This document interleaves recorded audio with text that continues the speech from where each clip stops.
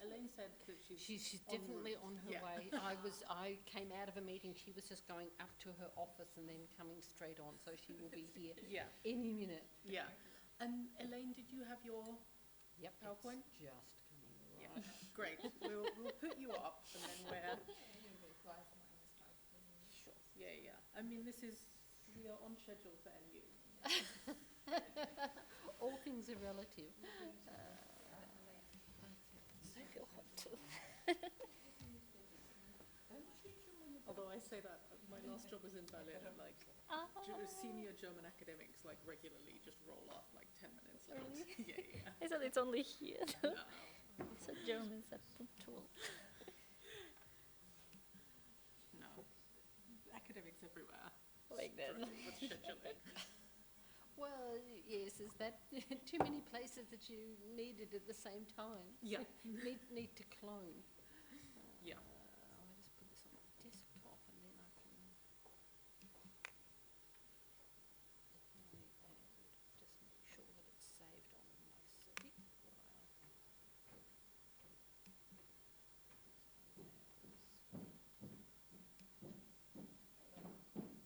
Here she is. There we are. Hi. Hello. Hi, I'm Claire. Nice to meet you. Hello, good morning. Hello. Do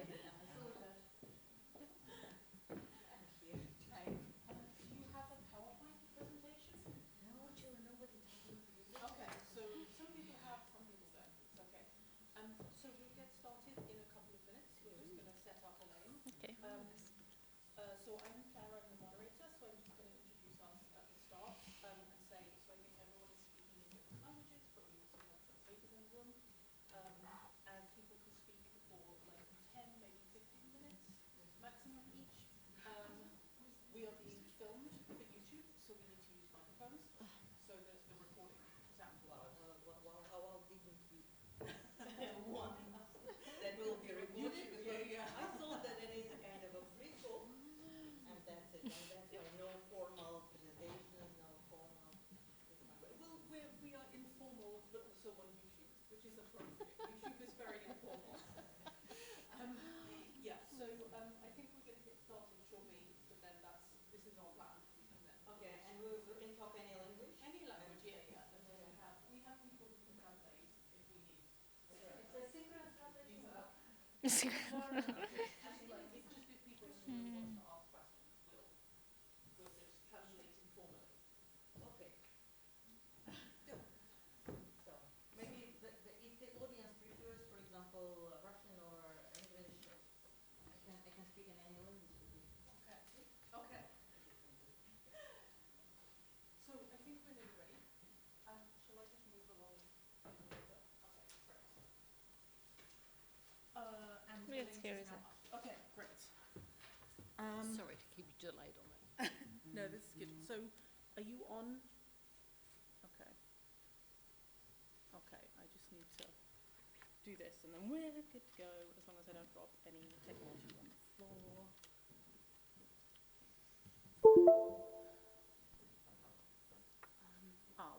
What am I looking for?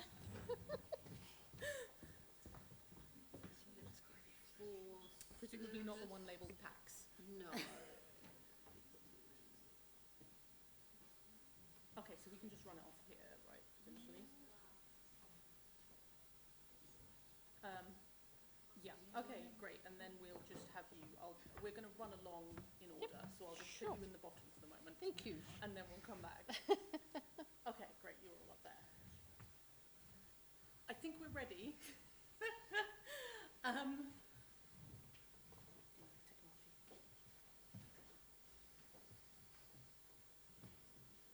Hello? Can you hear me through this? Okay, great. Hi, welcome. Thank you for waiting whilst we finished up our technological business. Здравствуйте. Welcome to our panel on women's achievements. This is going to be a multilingual panel. So some people will speak in English, some people speak in Russian, I think some people will also speak in Kazakh. And there are people in the room, if you wish to ask a question to someone in a different language, we can do a little bit of informal translating. Здравствуйте всем. У нас сегодня вот панел на Achievements of Women. Все будете говорить или на русском, или на английском, или на казахском. Но у нас с собой переводчики, если надо. We are also today being live streamed on YouTube to the world. So very important for the speakers and for people asking questions to use microphones. You have little black microphones in front of you. Так что всем должны вот использовать микрофоны, когда говорите, чтобы всему миру было слышно через YouTube. Our speakers will be speaking and taking questions, and then after the event we have tea and coffee next door. Так что после панела у нас есть чай, кофе там. В холле. Спасибо. Мы уже вот в середине семестра, я как-то вот потеряю себя. Спасибо за помощь. Так что я буду представить наши участники. So, first of all, I'm very happy to introduce Sulushash Karimkulova, who is Associate Professor at Nazarbayev University Graduate School of Education. She has nearly 40 years of teaching and research experience and more than 20 years of administrative experience in higher educational institutes in Kazakhstan. So please, Professor Karimkulova, over to you. Do you want me to start speaking? Mm-hmm. Yes. Oh, sorry. Okay. What language do you prefer me to speak? English. Okay, great. You see? No Kazakh, no Russian. But anyhow. So I want to start my presentation by asking you a question. What makes people happy? Love. Great. Fair choice. Their choice. Sorry? Reading? Freedom. Freedom. Yeah. So there are many ideas of what makes people happy. I think in my mind, yes, I do agree with all your ideas, but I also think that what makes me happy and my ideas, when you do what you like. Do you agree with me? And I would say that I like what I do and what I do. I do teaching, I do research, I do service. These are three functions of what the professors do at Nazarbayev University. And already Claire talked about my experience. There are really more than 40 years of teaching experience, and half of them may be connected or combined together with administrative experience. And my administrative experiences started with Dean, Department of Chair, Head of the Academic Methodical Center at Kazakh British Technical University, Director of Linguistics Center, until I was invited here to Nazarbayev University back in 2010. It's the 10th year that I'm here at Nazarbayev University, and I was invited to be as a director of academic methodical department, which later was turned into quality assurance department. I worked for 3 years at this one, and it was exciting experience when we started to create this university from the very beginning. But today I want to focus more on what I am doing currently, so more on my teaching experiences. And when there was a vacancy here, I applied for this position back in 2013, and I got invitation, got the offer, and starting from January 2014, I am teaching at Nazarbayev at the Graduate School of Education, and this is what I do with greatest love, and I'm happy. So I can tell you that there are maybe more than 50 publications done. I am teaching the courses that I love, especially the course Education Reform and Context in Kazakhstan. And I provide service as a higher education reform experts under the Erasmus Plus program. And I served at different committees for international and national ones. And I was run as a president of KASTI, maybe you have heard, former NATAC, National Association of Teachers of English of Kazakhstan. I served as the president of it. I mean, I don't want to stop on these achievements per se, but I want to stop maybe on some cases. What helped me to come to what I am currently now? Okay, and that's why I want to stop on some cases. So let's move back. What I shall start with. I am a student of the third year of State University of World Languages in Kazakhstan, in Almaty. And in the third year, we are sent for internship, practica, the so-called, at school. And at that time, I found out that I'm going to be a teacher. I thought that I'm going to be an interpreter, but there was no major in the Soviet time at that time in translation studies. I didn't know about that. I loved English, and that's why I entered the university where English was provided. And until the third year, when I had to go to school, I found out that I am going to be a teacher. I immediately called Mom and said, Mom, I am leaving the university. I'm not going to study. I'm not going to be a teacher. This was my first. And then Mom, she was a wise woman, and she said, it's 1.5 years left. You graduate from the university, and then you decide what to do and where to go. And during my internship, I found it was not yet attractive, but I found, there is something in this profession. Maybe I will go. And I went to teach at school level, but I dreamed of further studies. But for further studies, you had to enter the university, to be hired at the university level. So for 3 years, I worked at the school level, and until, well, my dream came true, and I was invited to the university level as a lab assistant, not as a teacher. And you know, I accepted this invitation because it was a path to university, to enter the university. And just in half a year, I was invited to the department, and I started to teach. And then I applied for postgraduate studies in Moscow, and I won the grant to study in Moscow Academy of Pedagogical Sciences, which I graduated and defended my PhD degree there, and returned back in 1987 to the country. I mean, this was the way how, and since that time, I thought of this teaching. I returned back to my teaching experiences. And I moved from, an instructor to the position of an associate professor because of this teaching, love of teacher. Another case that I want to stop on, it was back when I worked in Taraz State University, back in 1996. It was the first time when a native speaker, a US guy, came to our university. And I was so excited because we never ever heard a native speaker. We were taught English language to be English language teachers without ever hearing a native voice. And I was so excited, and as a department chair, I invited all the students whom our department served, and it was a big auditorium, and this guy talked about this one, and then the question session started.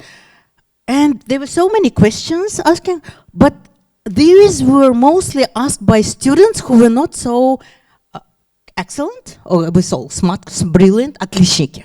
Mostly they were asked by students who were satisfactory with poor English, but they were asking and asking questions. And I was encouraging those brilliant students, отличники, those with 5 grades at that time, 5 scale grades. I said, why don't you ask questions? No questions on their side.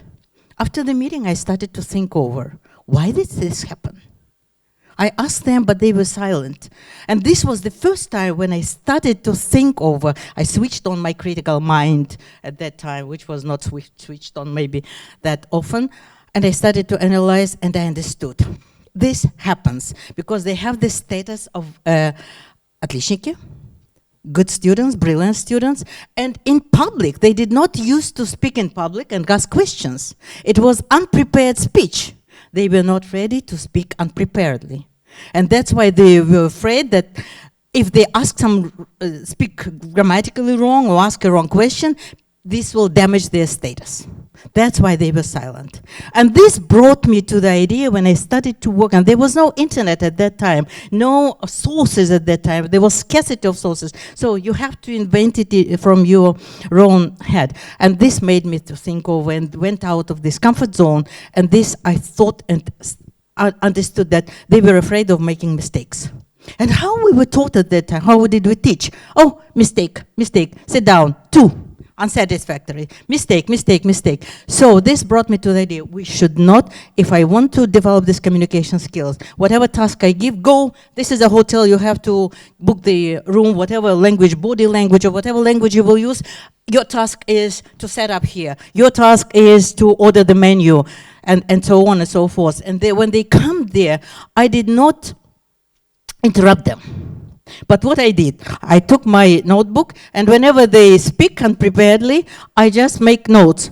But again, I found out, wow, every time when I put them there, they stopped, because they saw that I'm checking their mistakes. So again, this analysis, I made an analysis and thought, no, it doesn't work well. So what I did then, I started just to listen to their unprepared speech, whether it is debate or discussion or whatever conversation is, and then I just started to remember what are the typical mistakes that they are making. I started to analyze and then prepared a special lesson when we did work on these typical mistakes. I did not point out, oh, it was your mistake, and so on, but just let's work on some of these typical mistakes. This worked well because students stopped being afraid for punishing for this making mistakes. This was one of these first discoveries that I made by myself doing this analysis of how it's going on. And there were a number of other analytical approaches that helped me every time to work on or move on. Another case that it was back in 1998, yes. Then back in 2000, when I worked in Taras, and I got a scholarship for US as a regional scholar exchange program back in 1998. It was the first time when I applied, and I thought it's up to 55th year. I will apply every year until I get the grant. I got it from the very first application. And I was happy 3 years in the US, but it opened me the doors. Later on, I applied for Fulbright program and spent the whole academic year, and then I applied for other programs, and I attended maybe more than 30 international conferences, and I didn't pay practically, maybe for 90% of them I did not pay. I got these different scholarships, and you can get them. You know, just look for, and it doesn't mean that you have to apply and ask, give me money for this and this. You have to show what you're doing and what problems do you endure that you want to get money for.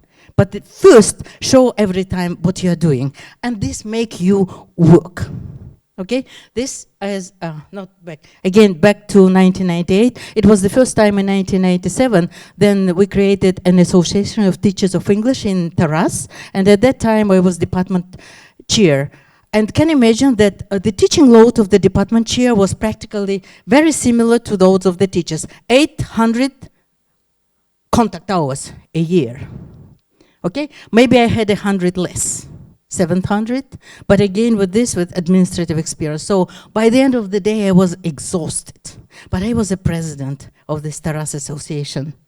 And as a president, I was elected as a president of this newly born Association of English language teachers. And once a month we met. I invited someone who already got the grant, returned back, or I invited some Peace Corps volunteers, invited someone from US and so on, US Department of State.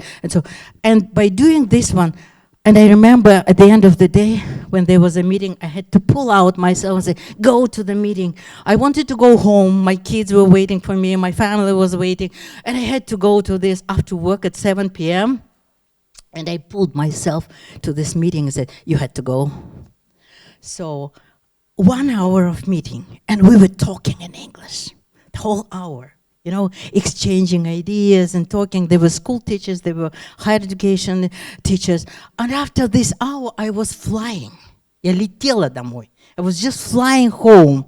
You see, and coming, and I continued talking in English. My husband said, stop talking English. No, I was so, how to say, this flow of speech, inspired me to talk and talk and talk. Maybe for an hour or so, I was continued talking in English to my kids, to my family. Husband doesn't understand, but I still continued to talk to him in English. You know, it was such an inspiration. I learned so much from this.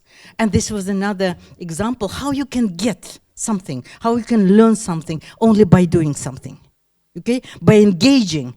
It's challenging. You have to sacrifice time. And sometimes my husband said, did you sleep today? Because when he go to sleep, I was sitting. When he awoke, I was still sleeping. And sometimes they were sleepless nights. Yes, and be ready for the sleepless nights if you want to achieve something, because you have to sacrifice time and so on. Another, I don't know, there may be a number of cases that I can share with you, but every time with this, you learn something. The same was, for example, when I was invited, after this returning back from Fulbright program, it was, I said, tough, maybe? Душно мне стало в Таразе.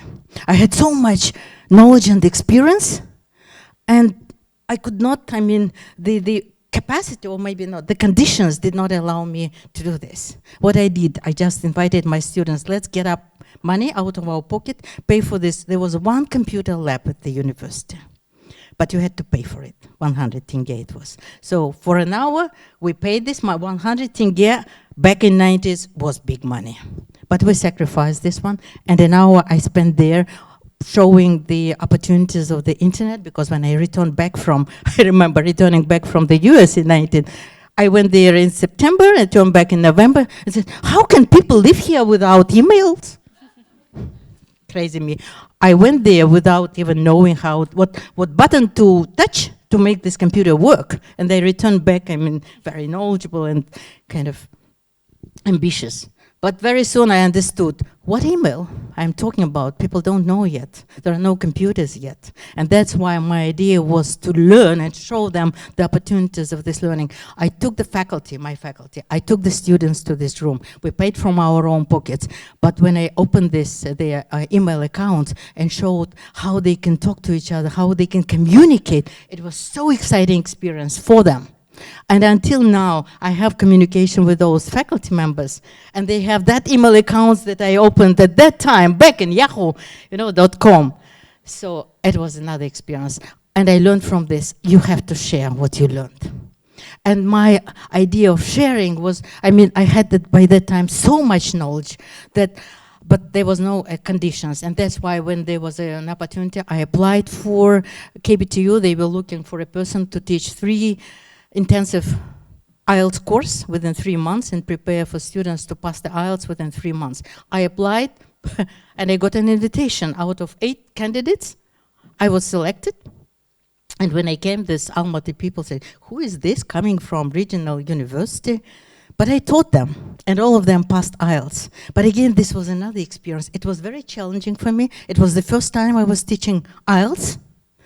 And by preparing for this, I learned so much from IELTS, and I saw, and I could compare what we were teaching with this Dudkina, textbooks with no pictures, with no interactive tasks, with no interaction, and IELTS tasks.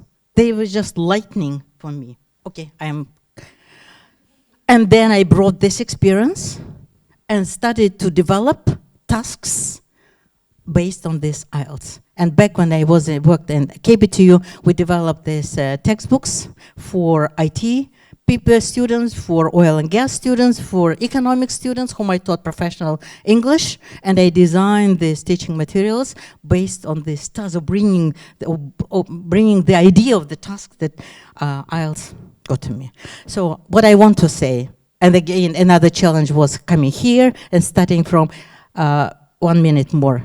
When I came here, we used to follow instructions coming from above. It was the first time at Nazarbayev University when they said, you are free. There is no ministerial control. Go and design and do whatever you do. It was really responsibility, but it was another opportunity for growth. It was challenging, but every time, whenever I started as a dean, a new faculty back in Taras, whenever I started new course in KBTU, whenever I started a new department here at Nazarbayev University back, every time, it was challenging, but it was experience that worthwhile. All the sleepless nights, all the time and devotion. That's why what I want to recommend you, you are young and you still have this one. Put yourself here at the career ladder. You might be somewhere here, but you imagine yourself here and see what do you need, what skills, what knowledge do you need to get up to climb at the top of this ladder. And this will be a kind of a program. Every year, every time, with every effort, with every new challenge, you will grow and come here. No efforts, no top positions. I wish you luck and success. Thank you very much.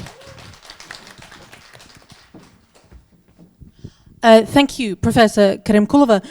So we're running slightly behind time. Do we have any very brief questions for right now, Lisa? Can organizers ask questions? Yes. Thank you, Solushash Kirimkulova. First of all, I would like to say that you look fabulous. You look so elegant, and happy International Women's Day. And I would like to know, so you have so many cases in your life, and all of them are so exciting and so great. And do you think of writing any book, maybe some autobiography? Do you plan this in your future? Good question. By the way, sometimes it comes to your mind, yeah? My mom spent her life, the whole Soviet time. When you look at the book that she memorized, that she wrote with my father, you can look the history of the country. So you might think, or I might think of when, I don't know, I am retired currently, but I will double retired when I leave and sit at home maybe and start writing this book. And I think that there is something to say from the Soviet time, And I have been in this transition time back in 90s, and I have been in this time. So, I mean, if you want to suggest or to, suggest enemy, so suggest him or wish him to live in the time of changes. I lived through all these changes, and I would say that it was an exciting experience, worthwhile writing about. Thank you. Thank you. So we now move on to our next speaker. We are very happy to welcome our respected guest, Zekan Ebrayeva. She is chairwoman of the Housing Association in Nur-Sultan, and in 2019 she was awarded with the Certificate of Appreciation from Altay Kulginov, Akim of Nur-Sultan City, for her invaluable contribution to developing the city Nur-Sultan. Zekan Ebrayeva, ваш доклад. Здравствуйте, уважаемые присутствующие. Спасибо организаторам. Накануне женского дня 8 марта пригласили нас сюда, в этот зал, поделиться своим опытом, своими достижениями. Спасибо огромное. Мне 69 лет. Я родилась в 1951 году, уроженка Восточно-Казахстанской области, в городе Усть-Каменогорске родилась. Окончила там же, конечно, за 69 лет очень большая биография. Краткое время вот это я не могу, но важные моменты я хочу поделиться с вами, каких вершин я достигла за это время. Я окончила школу в Восточно-Казахстанской области, в Уланском районе в 1968 году. Конечно, мечта в то время... У нас были ИНТ, вот таких экзаменов не было. Я очень успешно закончила школу и мечтала быть инженером. Хотела инженером дома строить, города строить. В общем, мечта была у меня такая. И поступать я поехала в Карагандинский политехнический институт. В то время было очень, конечно, не сейчас, тяжело было все. Но я вроде сдала, но 1 балла у меня не хватило. Я таки в политехнический институт не смогла поступить. И потом в то время было с этими оценками можно было поступить в техникум. Конечно, желание у меня было институт, но все время год, чтобы не терять, я с этими оценками поступила. Тогда мне брали без экзамена, без ничего, потому что я экзамен сдавала в политехническом институте. С этими оценками я поступила в Алматинский технологический техникум. Алматинский, кооперативно в то время назывался. И вот я там 3 года с 68 по 71 год училась там, закончила, тоже успешно закончила. И меня в то время, в наше время, молодых специалистов по направлению, какие областя направления просят, какие нуждаются, в то время отправляли нас по направлению. Мне попала Семипалатинская область. В то время сейчас Семипалатинская область, Восточно-Казахстанская область, объединенная область, а в то время раньше разные области были. Поэтому я попала, значит, в Семипалатинскую область, потребсоюз, потребительская кооперация. И там, значит, я работала, меня направили в район Кокпектинский район Семипалатинской области. В Кокпектинском районе я работала лаборантшей сперва, потом заведующей лабораторией хлебокомбината. Конечно, в техникум, я сперва действительно, вот когда поступала после института в техникум, в то время я сама, ну, конечно, не хотела учиться, все такое, настроение, а потом я думаю, мои же сокурсники, студенты, они же не знают, они подумают, что я плохо учусь или что-то, но я взялась, и вот отлично закончила, и такими знаниями пришла, значит, работать на Кокпектинский хлебопищекомбинат. Там начинала и работала, я себя показала за 1 год. Меня избрали, тогда в то время был профсоюз. Меня избрали еще заодно, общественная нагрузка была, председателем профкомитета я была там. И, конечно, хлебозавод, это у нас была задача была, чтобы обеспечить круглосуточная работа хлебокомбината. Людей надо было обеспечить хлебом, хлебобулочными изделиями, там кондитерские цеха, были разные цеха. И в то время было, значит, кто хорошо работает, активно участвует во всех мероприятиях, значит, через комсомол мы в ЛКСМ, члены комсомола были, и через комсомол нас принимали в партию КПСС, Коммунистическая партия Советского Союза. Я вот в 20 лет я стала членом КПСС, у меня до сих пор партбилет, это красный партбилет хранится у меня на память. Потом, значит, я все равно, у меня мечта была я заочно поступила, опять же, в Карагандинский, все-таки Караганда у меня тянула все, я теперь, значит, потребительская кооперация, значит, поступила. Единственный Кыргызстана и Казахстана был институт, кооперативный институт, он до сих пор есть, поступила в кооперативный институт заочно, факультет экономика торговли. Я закончила вот этот факультет, и я уже работая, училась, работала и создала семью, значит, вышла, 23 года замуж вышла, и у меня в 1974 году дочка родилась, сейчас вот 1974 года, тогда еще смеялись, у нас 5-летний план нам ставили. Вот, допустим, за 5 лет столько-то продукцию выпустить, столько-то план выполнить, все. И у меня 1974 года дочка, 1979 года дочка и 1984 года сын. И 5-летний, каждые 5 лет, значит, и дети росли, и мы выполняли производственную программу вот так вот. И потом семейную тоже. Поэтому, значит, сейчас у меня тут 3 детей, они тоже, потом я же скажу. Потом меня, значит, поставили завпроизводством, это значит заместителем директора хлебокомбината. Я выросла, и оттуда с Кокпектов в то время кадров перемещали с одного района в другой район, и меня направили, значит, облпотребсоюз по направлению, я попала на Вашульбинский район. Там работала завпроизводством, и там же потом меня поставили директором. Уже я с мастера хлебокомбината стала директором хлебокомбината на Вашульбинском районе.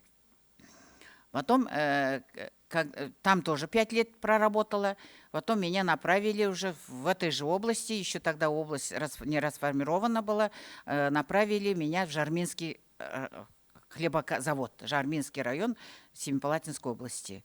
Вот, туда переехали. В то время, конечно, у меня муж был с Алтайского края, российский парень, он по-казахски не знал. Когда меня в Чубартау направляли, я председателю облпотребсоюза говорю, конечно, может быть, и направьте, потому что у меня муж по-казахски не знает, может быть, и научится все. И когда мы направляли меня в Чубартауский район уже, в Чубартауском районе там было в то время дело производства велось на казахском языке, в то время. А нам было очень сложно, и хочешь не хочешь, там весь район был, там только 2 семьи немцев жили, остальные все казахское население было. Поэтому и муж там же и научился, по-казахски научился, И сейчас, в то время, еще 5 лет там были, пока там были, он уже бата давал, и все, уже научился. Там все, вот такие наши, да, туда-сюда. И это вот так вот у нас это. В 1974 году дочка родилась в Кокпектинском районе, в 1979 году дочка родилась в Новошульбинском районе, в 1984 году сын родился в Чубартауском районе. Вот так вот по 5 лет нас перекидывала судьба. Вот так. Потом, значит, в Жарминском районе я забыла, 25 лет, когда мне было, мне вручили медаль «Отличник потребительской кооперации». Я вот этот случай, конечно, в моей памяти, в моей жизни, что я думаю, вот я достигла, значит, что-то. Потом, когда я работала директором хлебозавода в Жарминском районе, там тоже в то время, вы знаете, если утром, если хлеба нету в магазинах, тогда партбилет на стол. Вот так вот партия у нас требовала, у нас ставила такие задачи. Все. Поэтому я, когда работала 5 лет тоже на хлебозаводе директором, потом уже у нас всех объединяет, мы в систему потребительской кооперации входим. Казпотребсоюз у нас вышестоящее было, потом в областях было облпотребсоюз, в районах райпотребсоюз. И в райпотребсоюзе входило, значит, все торговые объединения и хлебозаводы, все пищевые комбинаты входило в состав райпотребсоюза. А у нас вышестоящий Казпотребсоюз. Поэтому я, когда директором хлебозавода в Жарминском проработала, уже по этому направлению, значит, облпотребсоюза, в согласованию с райкома партии меня поставили председателем райпотребсоюза. Я, значит, выше достигла, значит, председателя райпотребсоюза. И в то время, значит, у нас часто с Хабара приезжали. Вот так, как вы сейчас вот форум проводите «Достижения женщин», таких же в то время тоже такие программы были. И, значит, про меня, значит, про мою семью, как я все достигла, значит, по Хабару приезжали представители, значит, снимали «Ель кызы, дочь народа», я герой фильма «Ель кызы». Дочь народа. Вот так в Жарминском районе мои достижения, значит, все в этом фильме, 45 минут этот фильм документальный, освещается о том, что где я родилась, где я выросла, где школу. Вот эти все, по всем этим районам ездили, снимали моих детей, всех нашу семью полностью в этом фильме освещается. Вот такой. Потом уже, когда потребительская кооперация постепенно уже расформировываться стала, уже появляться начали частные предприятия, значит, частные. Я тогда была еще, меня избрали членом Ассоциации деловых женщин Казахстана. Я являлась членом Ассоциации деловых женщин Казахстана. Потом, значит, с района уже мы область объединили, нашу область, Семипалатинскую область объединили Восточно-Казахстанскую область. В то время объединяли области. Значит, и у нас перевели, я перевелась в Усть-Каменогорск, в областной центр. Там начала заниматься, являясь членом Ассоциации деловых женщин, занималась я, значит, своим бизнесом. Я предпринимателем. Уже потребкооперация расформирована была. В самом городе Усть-Каменогорске я занималась бизнесом. Также общественное питание и, значит, кафе, там, торговля, магазины, вот эти были, занималась. Вот. Теперь у меня семья, я же говорила, что дочь закончила Московский вуз, закончила, с банковской системе сейчас работает, 1974 года. 1979 года дочка закончила КазГЮА с красным дипломом. И сын закончил тоже Московский университет, юриспруденцию закончил. Сейчас тоже работает. У меня 7 внуков, значит, вот такая наша вот семья. Потом, значит, проработав в Усть-Каменогорске, вышла на пенсию официально, значит, потом переехала, думаю, на пенсию, внучка училась в международном, и переехала сюда. Мы в семье все переехали в Астану. Я думала, все, на пенсии, теперь буду отдыхать. Нет, оказывается, я купила квартиру. В Астане есть много проблемных объектов, оказывается. Вот такие проблемные объекты я купила теперь квартиру. Вот это вот в 2014 году это было квартиру. Теперь эти квартиры не строились, застройщиков не было, как вот сейчас вы знаете вот в Астане. И я попала в такую систему. Теперь что делать? Все жильцы, все собрания было. Значит, вы как бывший первый руководитель. Вот я тем более в свое время мечтала быть когда-то инженером. И вот теперь после кооперации вышла на пенсию, и моя мечта, думаю, осуществилась вот инженером. Ну что делать? Теперь акимат, меня пригласили в акимат. Вот возьмите с председателем ЖСК, жилищно-строительного кооператива, постройте вот этот дом, чтобы вы сами и жильцов всех обеспечить квартирами все. Чтобы деньги людей, проблемный объект вложили, и деньги людей, чтобы не пропали. И вот я в 2014 году взялась за этот объект. Вот. Сейчас за 5 лет мы, значит, там мои помощники были. Вот у меня одна помощница, вот Карла Абльмажинова тоже присутствует, учредитель она является, все. И мы взялись за этот дом, построили за 5 лет, дом построили, всех жильцов заселили. Трудно, очень трудные были. Сперва документация, сами знаете, технические условия, проекты. Вот и мне пригодилась вот эта вот, которая моя мечта. Я делала и технические условия, и проекты, и все согласования, и все процедуры, которые должно быть. Это за 5 лет мне сейчас все 134 квартиры заселили в свои квартиры, очень благодарят. И поэтому, конечно, со стороны акимата тоже очень большая помощь оказана была. Вот сейчас новый аким очень вот таким объектом, проектом вот этим помогает. Сейчас постепенно уменьшается вот такие проблемные объекты. Но мы наконец-то в 2019 году ввела я вот этот дом в эксплуатацию, и долгожданные документы, когда получали документы, у всех, конечно, были слезы на глазах, потому что долгожданные квартиры наконец-то получили мы. Поэтому меня, конечно, в акимате очень поблагодарили, мой труд оценили, и мне аким сам вручал на торжественном совещании, мне лично вручал благодарственное письма.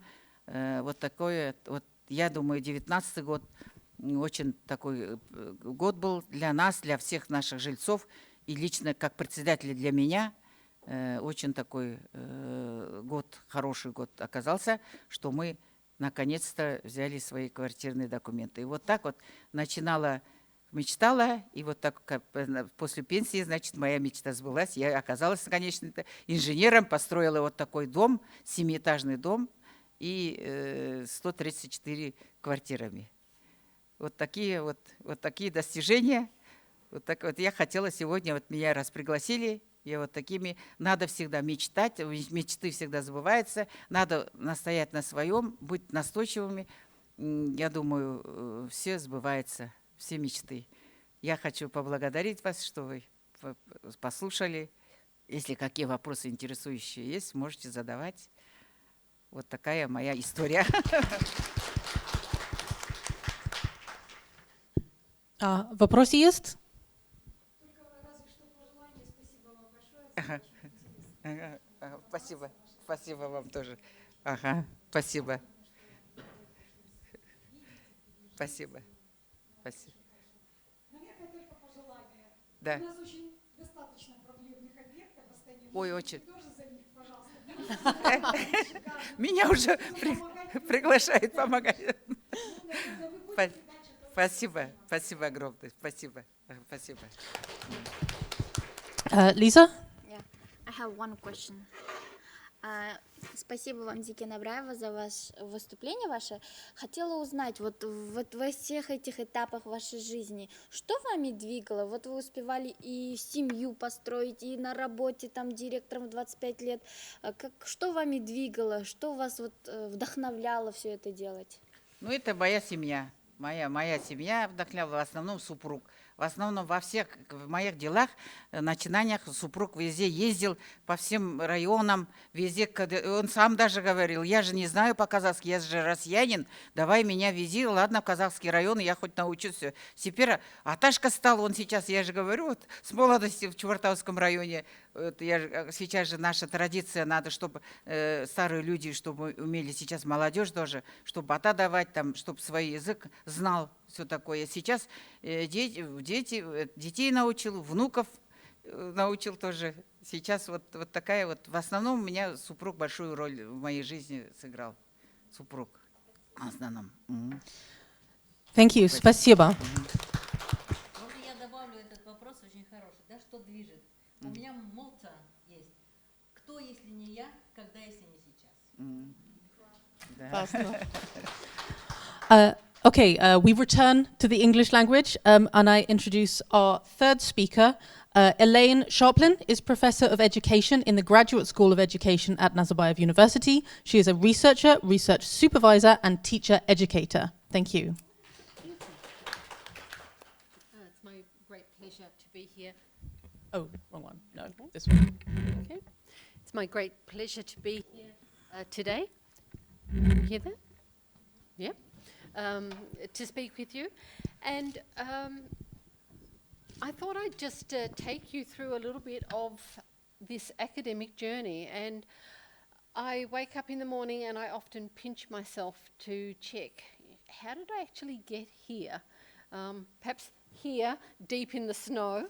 And I also follow that up with a question, and why didn't I come earlier? Why didn't I know about Kazakhstan 10 years ago, 20 years ago, and had the opportunity to spend more of my life here? For me, my academic journey began with becoming a teacher in a much earlier version of myself. And the reason for becoming a teacher was because I really wanted to make a difference, and teaching was a way of reaching out to young people and helping them to find their way in the world, finding their way in terms of themselves and their way as a career. For me, and I'm very biased, but I believe that teaching is the most important profession in the world because I think that through teaching we actually change eternity, because the children that we work with, the young people that we work with, and now the university students of all ages I work with are the ones that are making the future. They're making the next generation, and they will go on to shape the world that we live in.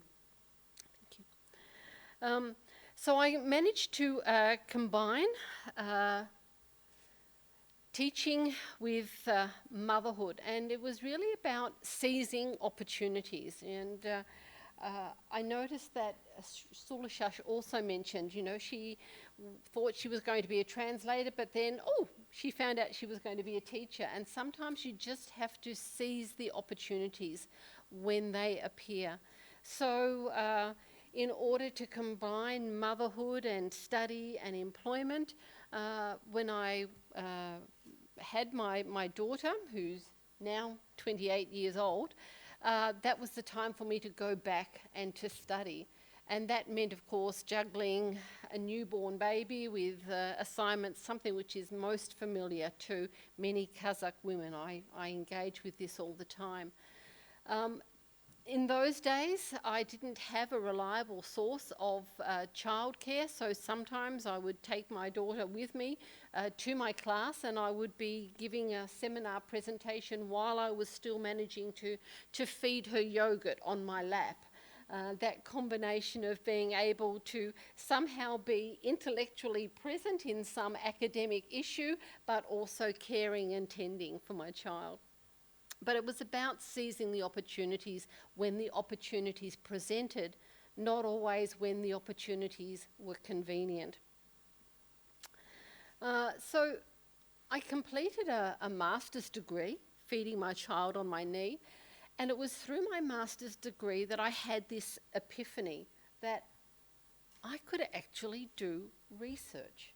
For me, as a woman of my age, research was really something that men, older men, in white, long lab coats, completed in some sort of a laboratory situation. Research was something that involved numbers and machinery and equipment, and that wasn't me. I'm a person that loves words and communication. And so when I did my master's and I found out I can be a researcher, I can do research, it was quite an epiphany. And that's what then led me on to going, well, I think I can do a PhD. I think I can be a researcher too. So I completed my PhD over a very long period. So in Australia, it's often much harder to get scholarships to study than it is here. So I had to complete my PhD while I worked full-time and while I raised children. And this was a very demanding load to manage. I taught internationally, so I taught during that time for my university in Australia, in Singapore, in Hong Kong, in Malaysia, and often would be away for weeks at a time and have to leave my children in the care of their father while I managed my work and then my studies. But as life has it, there are often unexpected endings which lead to new beginnings. So after having my PhD and having worked as an academic for many years, I found myself independent again, able to actually make my own decisions. And so I travelled completely across Australia from where I lived in Western Australia. Oops, sorry. I'm sorry. Yeah, from Western Australia in the far across to the purple in Queensland, and I started a completely new life there. I lived on the beach and I rode my bike to work, and I was an academic in this university. But life doesn't always take you where you expect. Having moved to this university, left my children in Western Australia, I was expecting to stay and work in an institution for a long time. And unexpectedly, the campus, the university that I was at, was sold to another university, which happens in Australia, and my job was no longer guaranteed. So only 8 months after making this fairly large move across to the other side of Australia, by myself for the first time, I tell my children that at the age of 54, I left home and left them rather than my children moving out on me. And so then I had to move again. So within a very short time, I changed locations and I changed jobs. And that second job was also dissatisfying. It's not one that I enjoyed, it's not one that I relished. And that led me to finally moving here to Kazakhstan. I'll come back to that in a minute. Can I go to the next slide? What the university in Queensland led me to was an ability to combine my passions, which are about travel and research. And one of the most fascinating things in my work has been the amazing people that I have met. And while working in Queensland, I met a Nepalese man who was also an academic in the School of Business at my university. And it was at the time when there was a dreadful earthquake in Nepal in 2015, and his community was completely devastated. And together, he and I decided to put together a project to go back and do some work in his community. Oh, I've jumped ahead again. Can you move two on? Yeah. And again. Yeah. Yes, to here, yes. And one more. Oh. There we go. So together we took a team of 19 volunteers and we spent 3 weeks in Nepal where we actually did a lot of professional work with the teachers who would walk up to 2 hours a day to come and receive professional development. We provided English language instruction in schools. If you go on to the next one. Yeah, no, too far. That one, yes. And we also, yeah, and there should be another one, yes. And we work with children in classes. So these children had nothing. Their life had been devastated by an earthquake, and they had no toys, no books, no uniforms, and we worked with him. Now this was an astonishing thing for me, to find myself suddenly working in a remote rural context in Nepal.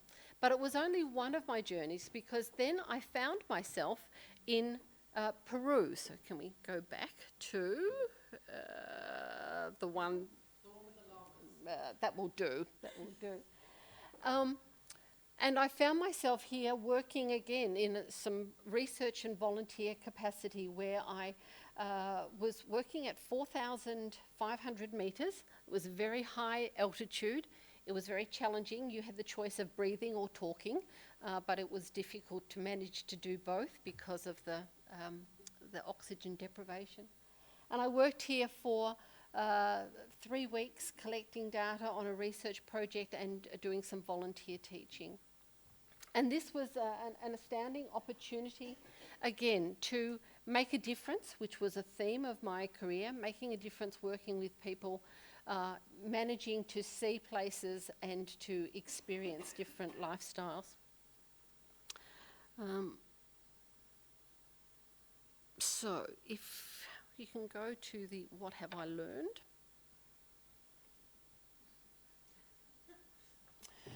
So, what have I learned from these experiences? I've learned that curiosity is absolutely important, that you have to be curious about your world, you have to be curious about people, and that's what enables you to get to know people and have experiences. But the second point there, you have to take some risks. So it's very easy to take the safe route in life. It would have been very easy for me to have stayed close to my family in Perth and not to have seen the rest of the world. But by taking some risks, I've had the most unbelievable experiences that have developed my career in completely unexpected ways. Sometimes when things don't go your way, it's always about being positive, looking for the opportunities that exist in that moment, and knowing that you have agency, that it's actually a choice that you can make. You can choose to stay and be comfortable, and you can choose to stay and be unhappy where you are, or you can choose to do something different, which might involve taking a risk. But it is your choice. It's always your choice to either be unhappy or to do something different or to make your life better. So the way to succeed with change and moving and relocating is about creating support networks. And I've always been amazingly fortunate to be surrounded by people who have propped me up. On those days when it's been very challenging, they've been there to pass me a tissue or to bring me a cup of tea or to help me regain my sense of humour. So having a positive support network is really important. The other idea which I think is important is about not self-selecting out, which is something that women are very good at doing. Women choose that they won't put in a job application because they don't think they're good enough. Women will choose not to put in a research grant because they don't think it's quite ready yet. And I think that when we self-select out, we deny ourselves opportunities. We actually always think that there's somebody much better than we are that will be able to get the job, get the grant, but we actually have to have confidence that it is possible and to put ourselves forward and then see what the rest of the field is like. Often as a female professor, I feel like an imposter. I feel like somebody will discover that I'm really not good or clever or smart or confident. It feels like somehow they've put the wrong person here. And I think it's really important to try and fight those self-doubts that we have. So I guess if things do go wrong, you just always need a plan B. And sometimes in my career, I've gone through plan B and C and D, and got to the letter Z and then started on the Roman numbers as well. But there's always another plan. And the last one. And finally, I really strongly believe in planning. I strongly believe in having goals and working towards being successful and achieve things. But what I think my life has told me is that life is what happens to you while you're busy making other plans. While you think you're going to be a translator, you become a teacher. While I think I'm going to be a mother in Western Australia, I'm a professor in Kazakhstan. And those opportunities have been amazing. So I look forward to whatever the unknown future holds, but I'm sure it's going to be exciting. Thank you. Thank you. So I'm aware we're running behind time, so do we have some brief questions for Alain at this time? We'll also have an opportunity to talk over tea later. Do we have questions from the floor? Okay, I think perhaps tea time discussions of planning would be more appropriate. So in that case, we can move on to our final speaker, Gulnar Kalamuldina, who received her PhD in 2017 from Tokyo Institute of Technology in Japan. Her research interests are energy harvesting by the nanogenerator, energy storage, lithium-ion batteries, UAV, thermal and interface modeling. So thank you, Gulnar. I will switch over. Sure. Yeah. Hello, everyone. I'm sorry, I'm not that experienced like other speakers. I'm just at the beginning of my career. So maybe I will take you through the journey that so far where I went through. So I titled this presentation the best way to predict the future is to invent it. I'm the researcher. I love doing research. I love teaching. So I try to combine both, and I try to combine my family life, my motherhood, everything together. And I will try to explain that here. So let me give my short bio from my education. So I'm also from Kazakh British Technical University. I love this university. It was one of the best when I was studying there. It is, yeah, after Nazarbayev University. After that, I moved to University of Manchester in UK, where I did my master's for 1 year. Then I worked for a short time at Nazarbayev University as a teaching assistant. And then I went to do my PhD in Tokyo Institute of Technology in Japan. So what do you think? Where is it? This city where is it from? Tokyo. Tokyo is huge. Tokyo is amazing. Japan is the place you want to travel. I would just recommend to travel there to see. It has everything. It's just amazing. It has population of 37.4 million people. So more than 2 times than the Kazakhstan population, right? Imagine all the Kazakhstan multiplied by 2 in one city. So this is a very famous Shibuya crossing. It's one of the famous places to visit. In one go, when the traffic light turns green, around 1,000 people will cross the street. And when it turns red, the street is empty. So that's how much the Japanese people are disciplined. So you will not see people just following and crossing without stopping, even there is a red light. So what also fascinates about Japan, that it still keeps their history. These temples you can find everywhere in that huge metropolitan city. And for example, if you walk around that temple, you can see very huge skyscrapers, like business centers. And right behind them, you will see this kind of traditional, maybe a few centuries old temples around Tokyo. And of course, the very interesting sport in Japan is sumo. I personally don't enjoy it much. I find it very boring, but for Japanese people, it's like top sport for them. And the sumoists, they actually earn quite a lot of money. They're like very rich, and they're very respected in Japan. It's very expensive city. The city, I would just recommend to travel, but it's very, very stressful city to work in.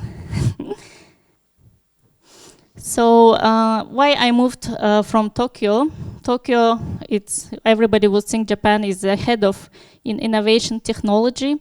So this is the cover of Science magazine, journal, and they wrote this recently, this very interesting article. They're saying that technological change is accelerating today at an unprecedented speed and could create a world we can barely begin to imagine. That is quite true. For example, 10 years ago, how you imagined that you will use your cell phone all the time and your emails with you on the go. And the same with everything, like self-driving cars are coming, electric cars are coming, flying, drones, everything is going in a high speed. I mean, the catching up is quite difficult. So here comes, actually, when I received this invitation, I start thinking how actually my curiosity for science has started. And I remember that my first scientific experiment was at high school. I was in my 9th grade. So for the first time, I made handmade soap. This was made from Kazakh vegetation. Do you know alabuta? It's grow in a steppe. So we were burning it, adding some chemicals, and making homemade soap from that. So my project actually won in our Republic competition between some scientific projects. I just remembered it a few days ago. I totally forgot. And plus, I think my love for science started from reading books. I'm a bookworm, and I read maybe one book per month. Before my giving birth and having child, I was reading a lot, but now I don't have much time. But still, every year I make a New Year resolution, 10 years per year. That's my top list, 10 books per year. And my favorite books are science fiction books. I think I received my first science fiction book from my sister in 2006. She visited US for work and travel. I think everybody knew it was quite a big deal that time, 2005, 2006. So I received that book and I started reading, and I think these kind of books really changed my mind.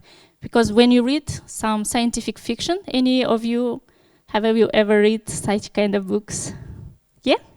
Yeah, because you start seeing the future, because all these books about future, what will happen in 1,000 years, what will happen in maybe 2000, the old books we say 2030 we'll be flying in a cars, but still we are on the way. So this kind of books actually helped me probably to be a bold thinker about the future and new technologies. So through the reading books and all the experiences, I think I started thinking out of the box, so which has actually helped me a lot during my PhD in Tokyo. So I graduated in 2.5 years, which is very few in the history of Tokyo Institute of Technology, my university. So I think it's quite helpful.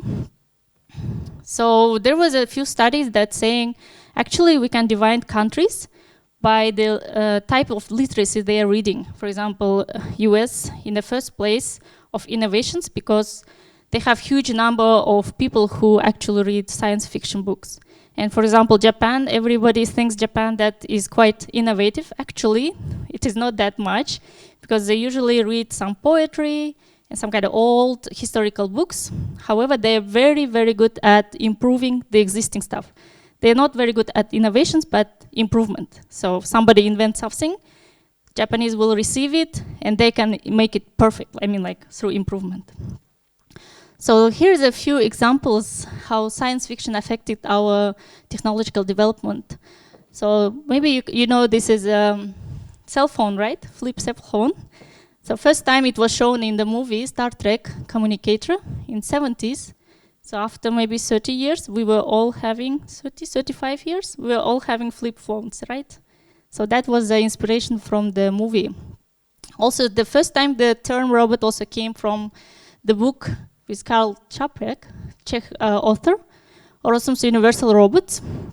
Same for electric cars. We can see my favorite author, Isaac Asimov. He wrote small essay imagining the future of electric cars, and recently Google announced they will be starting doing the electric cars. Fascinating, isn't it? Same with the rocket. It came from some books. And further, the researchers got inspired and actually started building such kind of technologies. And I recently read the big technological companies such as Amazon, Apple, and Google, they actually hire science fiction writers to let them know what might be the new ideas, like what's in their mind, what they think that might be the future. So, and they select the best ideas from them. And actually, I think NASA also consults science fiction, which is quite interesting.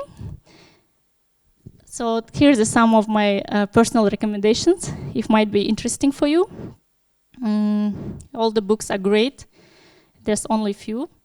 So what is my research, actually? My PhD work was on future lithium-ion battery.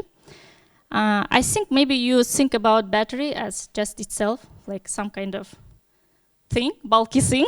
You never thought what is inside, but inside happens much more than actually it is. Inside is all electrochemistry, nanomaterials, many parts which affect the performance of battery. And my work was focused on this lithium-ion battery and only one part, which is cathode material. I was on the development on the new type of material that can be implemented in the future, for example, for electric cars.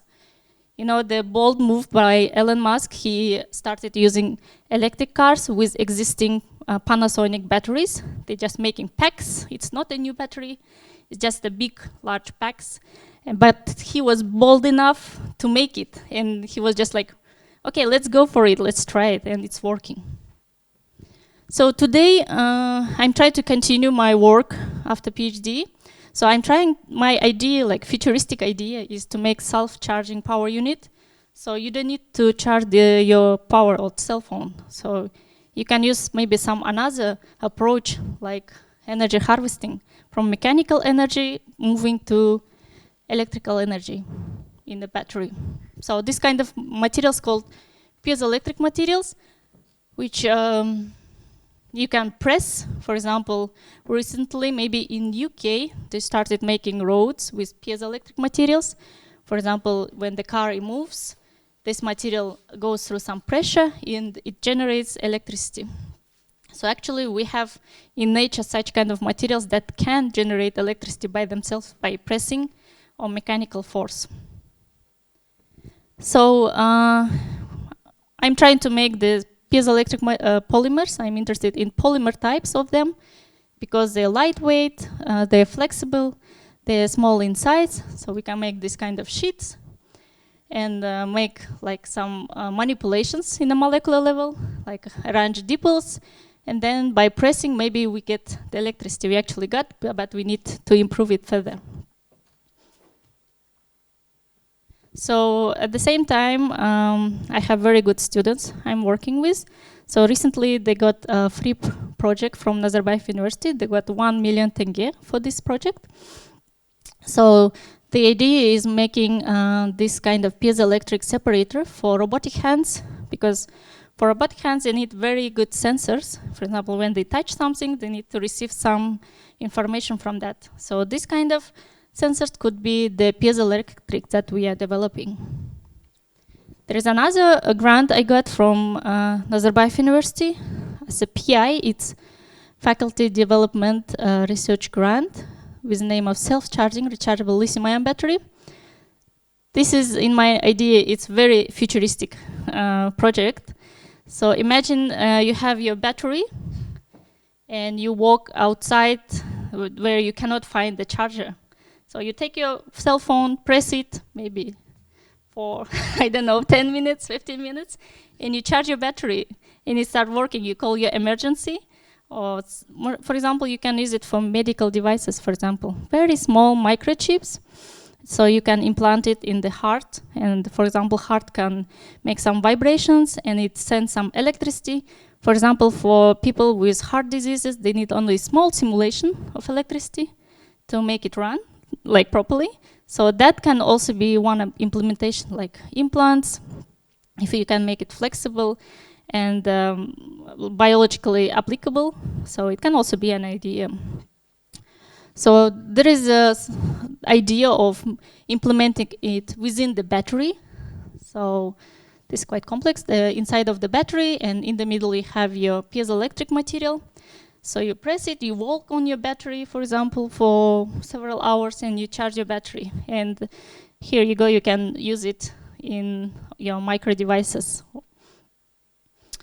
So this topic is about harvesting mechanical energy and turning it into electrical. We can harvest it in different ways: airflow, traffic and noise, body movement. All your movements will also make some electricity, and so on. So we can use it, as I said, in medical devices, sensors, cell phones, touch screens. It's all about the sensors. So that's one of the interests of my area. Still, I'm working also in lithium-ion batteries as well. So the biggest challenge in the end of the day, even you're very ambitious, you want to have good career, in the end of the day you have family, and it's about the balance of work and life. Yeah. So my son is only 2 years old, so I'm quite new to motherhood. I think in comparison, I could maybe ask advice how to manage. So over the 2 years, I'm kind of managed to train myself for the time management. So for me, time management, it's a life balance for me. Every year I write life balance in my new resolution. My husband asks, what is that? Because he has no idea. For example, our family is very interesting. We are a very Japanese family. We met in Japan. So my husband is a workaholic, like 10 times more than me. So basically everything lies on me at home. So he works, I work, and also take care of the house. So work-family balance is very important. For example, for work, I have to do teaching, research, and do some writing for projects. So in order to balance that and not to be in the back of the other researchers and other people, so I have to plan my months, week ahead. So that's one thing I learned from Japan. That in Japan I had like huge wall of timetables, and every day my every day was like planned from 9 till 12 midnight. So every hour was planned. It was like quite crazy. I think I almost went crazy during that time. So a lot of pressure. So after that, what you do, you divide your day by mornings and evenings. So you do very important thing in the morning. For example, if we do experiments, we do in the morning. And after that, you can do your writing, reading, and other things, planning the next day. So I think this is the most important for me, less distractions. We have a lot of distractions in Kazakhstan.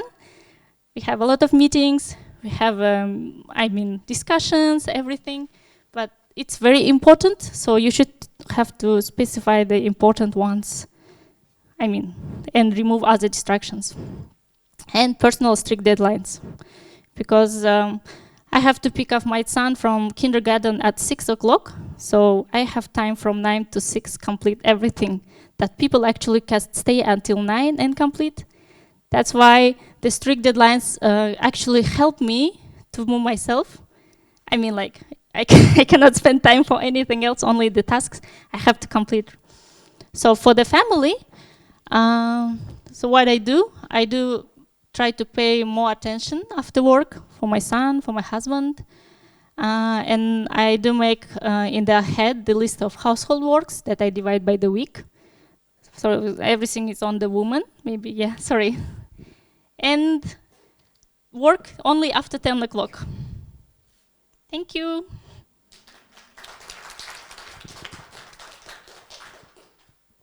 Thank you, Gulnur. Do we have questions for Gulnur? Yes. Which secondary school did you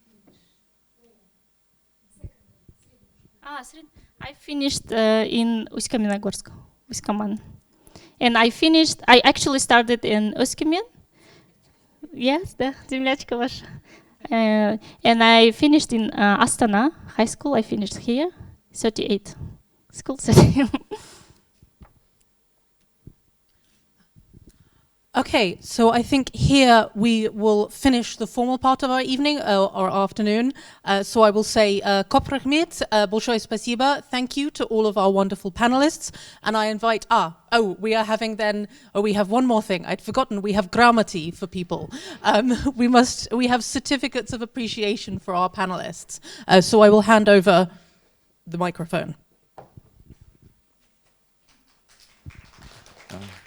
My name is Piotr Lapo. I am Deputy Director of Nazarbayev University Library. I also appreciate your presentation, sharing your life and professional experience with us. I thank you for your encouraging and inspiring presentations. I think it's very important for our Nazarbayev University community, where we try to provide equal opportunities for each of us. And we would like to give you certificates for recognition of your participation, your cooperation with the library. So, certificate Shash Kerim Kulova. Wow.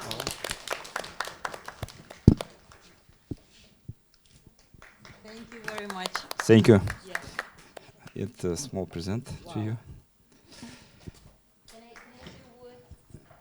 I want to say thank you very much for organizing such an event. It was very interesting, and when I first got invitation, I said, oh no, I don't have time to do this, because I'm trying to say no, but then again another message, and I said, okay, I will go there, and I will do, and I will share. Again, remember, the more you share, the more you get back. And I think what I get back today from you, from this experience, is so great. And I used to conduct trainings, many trainings across the country, and every time I tell them, even if you take one idea from every seminar, from every workshop or participation or event, and apply it in your life, you will grow definitely. So I hope that you get at least one idea from today's sessions, from today's experiences, because what my idea was just to show you maybe what you need to do to reach your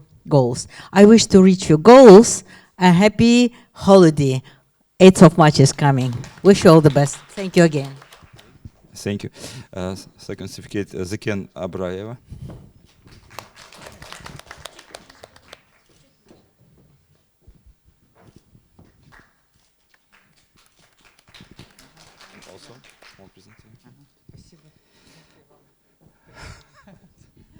Я хочу очень вот здесь присутствующих поблагодарить и девушек, вот здесь уважаемых женщин, пожелать, поздравить с наступающим женским днем 8 марта, пожелать вам успехов, трудовых успехов, семейных, удачи, во всех благ земных.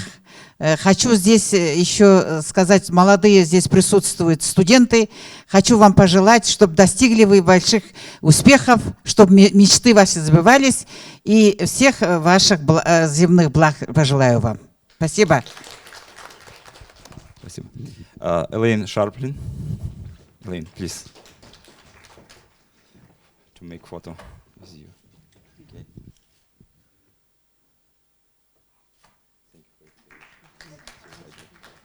Small present to memorize this event.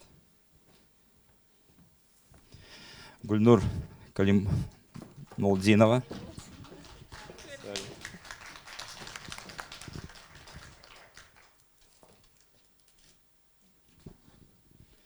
Тоже большой презент. Thank you very much for this.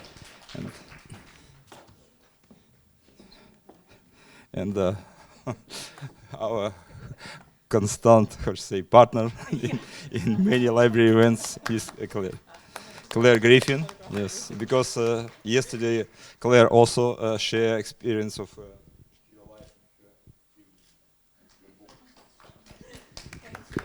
Oh, thank you. And I also would like to congratulate you on the forthcoming holiday, 8th of March. For all men, it's very important day, because women in our life, it's very encouraging factor to be more, better, to be perfect man. So we would like to, from our library side, I would like to wish you, first of all, of course, good health, and may all your goals will be reachable for you, and also I wish you happiness, because happiness for women's.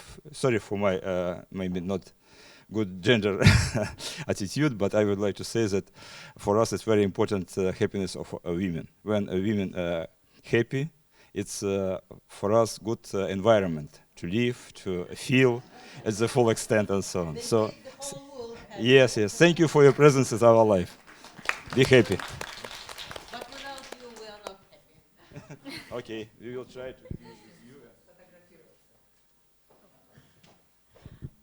Thank you, everyone. So we have tea and coffee next door, so please come join us for tea and coffee. Suggestion from get Ah. a joint picture. Oh.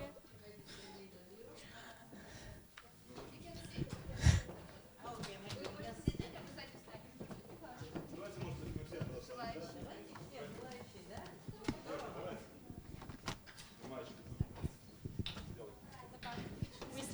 in.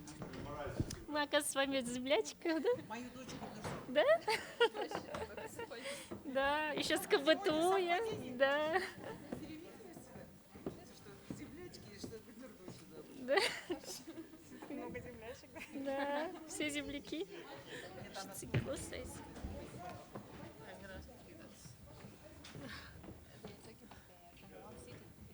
Yeah, we and also went to KBTU, like seminars, but also small world.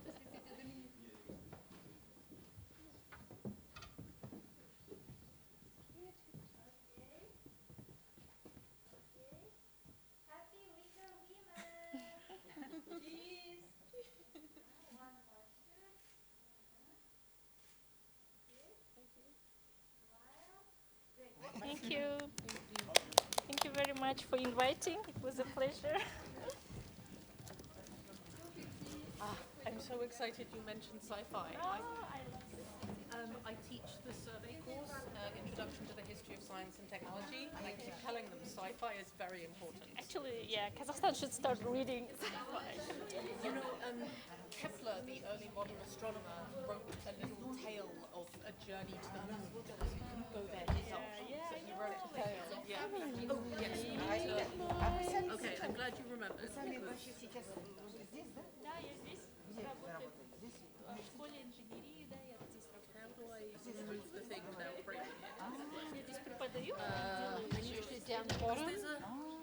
Ну, я еще в начале карьеры.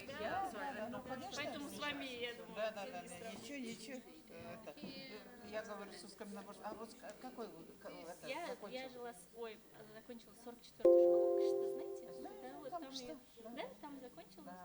Я, знаете, переехала еще, когда в школе была здесь. 10-й, 9-й, 10-й. Калимулдина. Я здесь вообще там. I was trying to do it in person. Нет, здесь. Они все переехали. I just lost the plot. You know, I come from just doing another presentation, and my you know, so I had a big pile of student essays which I was going through this morning, and then I was like, okay, I need to refocus my brain. Yeah, you know, some days it's just like that. Exactly. Okay, so this is where you just go. This is my response. You just take it out. I mean, the presentation has served its purpose. Yeah. So hopefully it'll be fine.